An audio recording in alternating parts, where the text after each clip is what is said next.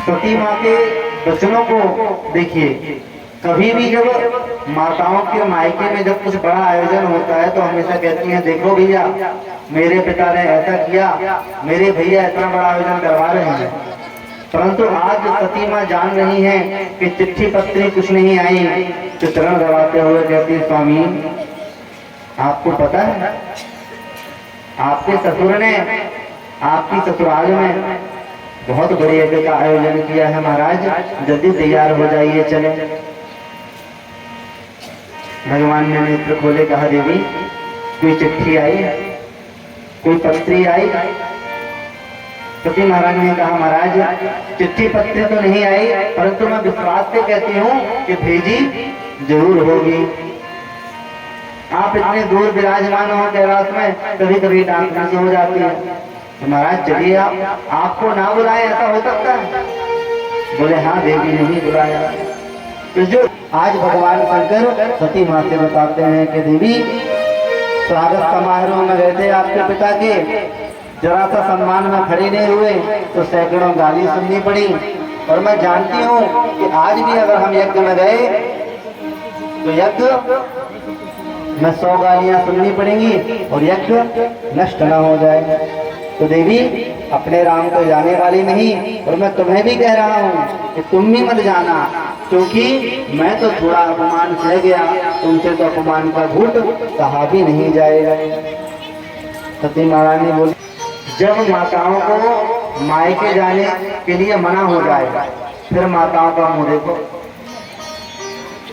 सती महारानी बोली, महाराज मैं तो जाऊंगी क्योंकि मेरे पिताजी यज्ञ करवा रहे हैं। बोले बाबा ने समझाया, देवी बिन बुलाए कहीं जाना नहीं चाहिए, क्योंकि सबसे बड़ा दुख अपमान का ही होता है। जहाँ सम्मान ना हो वहां पर नहीं जाना चाहिए।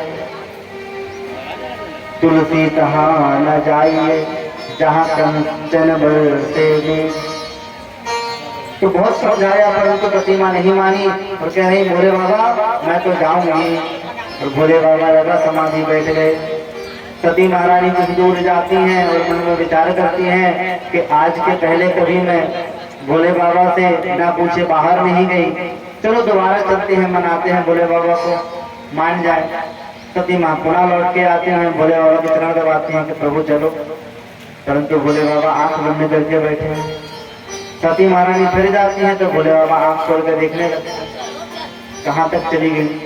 सती महारानी पुनः लौट के आती हैं तो भोले बाबा आंख बंद करके बैठ जाते हैं। ऐसा करते करते समय बीत गया। अब की बार सती महारानी बहुत दूर तक निकल गई। देखो मैं जा रही हूँ, अब लौटने वाली नहीं, ऐसा कहकर चली गई। जब भगवान ने देखा कि बहुत दूर निकल गई तो अपने गणों को बुलाया और कहा, अगर ये जाना चाहती हैं तो इनको सम्मान के सहित इनके ससुराल छोड़ाओ। सारे गण दौड़े, माता जी हम भी चलेंगे।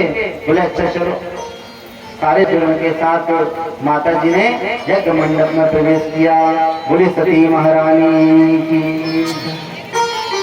यज्ञ मंडप में प्रवेश किया और जैसे ही देवताओं ने माता सती को देखा तो मुंह घुमा लिया।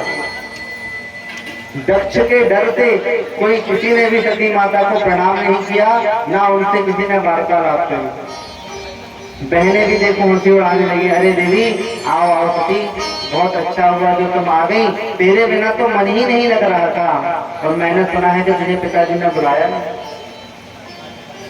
कई लोग होते हैं समाज में जो अपना बनने का बहुत नाटक करते हैं, परंतु बात ऐसी करेंगे कि तुम्हारे मन में चुभ जाएगा।